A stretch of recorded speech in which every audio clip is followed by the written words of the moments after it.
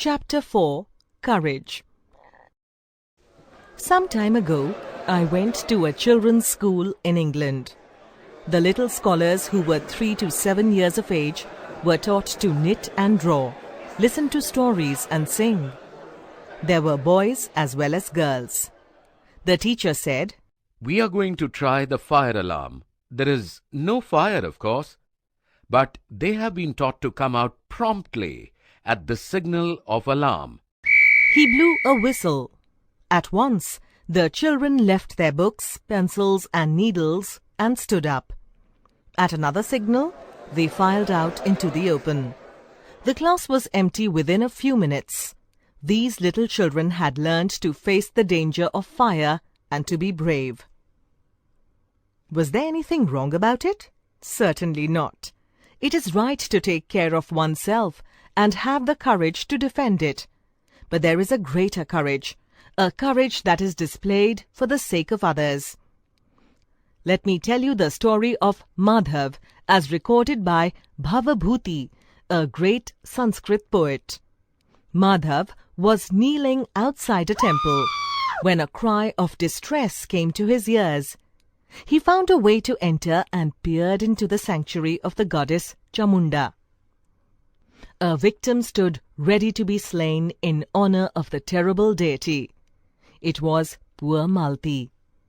She had been carried off in her sleep. She stood there all alone with the priest and the priestess. The priest had taken up his knife just when Malti was thinking of Madhav, whom she loved.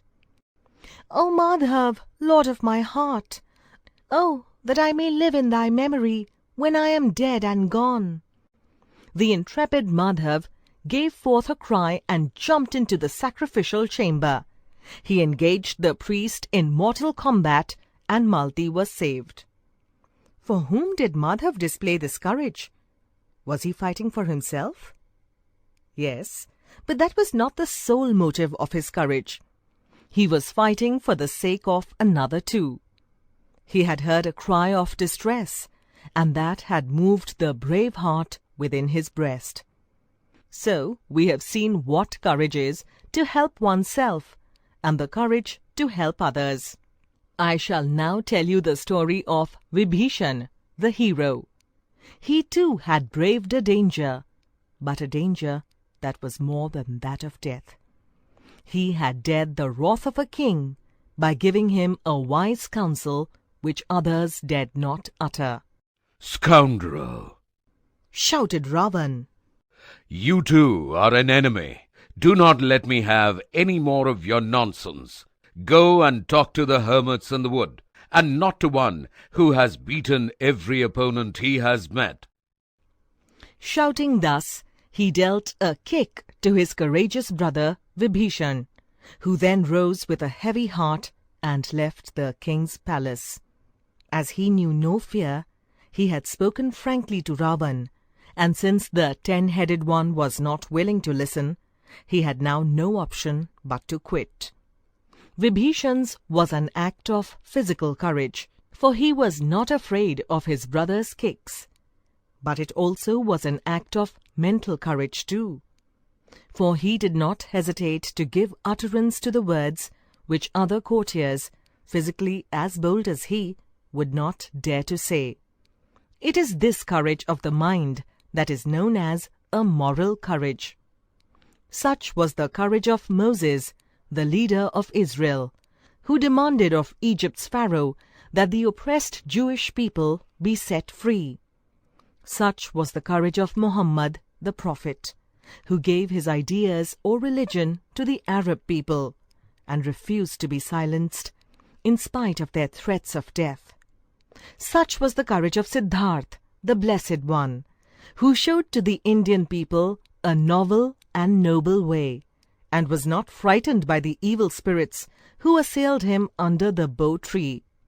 Such was the courage of Christ, who preached to the multitude, "You shall love one another," and was not to be browbeaten by the pundits of Jerusalem, who forbade him to teach thus, or by the Romans, who put him on the cross. So then, we have noted 3 kinds or degrees of courage: a physical courage of self-interest, a courage that goes out to help one's kindred, friend or neighbor in trouble or the motherland in danger, and a moral courage that enables one to stand up against unrighteous men, no matter what their power, and makes them listen to the voice of truth and righteousness. There is a courage that takes you across a river, and another that puts you on the right path. But it needs a greater courage to stay in the right path than to come onto it. Listen to this parable of the hen and her chicks. Siddharth, the Blessed One, used to enjoin on his disciples that they should always try to do their very best and trust to the best to bear its own fruit. Just as, he would say, a hen lays her eggs and sits over them without worrying over the question whether the little chicks would be able to break out of their shells and see the light of day. In like manner, you too should have no fears. If you stick to the right path, you too will come out into the light. To walk the straight path, brave the storms, darkness and suffering, and persevere, continue advancing always in spite of all odds on towards the light. This is true courage. A fine Islamic text gives an illustration of this in the story of Abu Sa'id, the poet, who had a brave heart. His friends, who had been told he was suffering from fever, called one day to see how he was. They were met at the gate by the poet's son, who had a smile on his lips, as the sick man was better. They went in and sat down in the room where the patient lay, but they were surprised to find him chatting with his usual good humor. Then, as the day was hot, he went off to sleep, and his friends slept too. It was almost evening by the time they awoke. The poet had refreshments served to his guests, and incense burnt, filled the room with fragrance.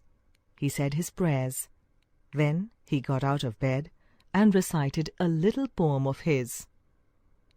Despair not in your grief, for a joyous hour will come and take it all away. The burning simoom may blow, and yet change into a gentle breeze. A dark cloud may form, and still a torrent of rain may not pour. A fire that breaks out may get extinguished soon, leaving chest and casket untouched. Pain does come, but it leaves no trace. So keep up patience when agonies come, for time is the great wonder-worker.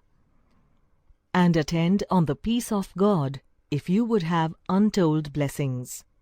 The friends of the poet went back home, gathering strength and happiness from this beautiful poem of hope. And so it came that a sick man gave help to his hale and hearty friends.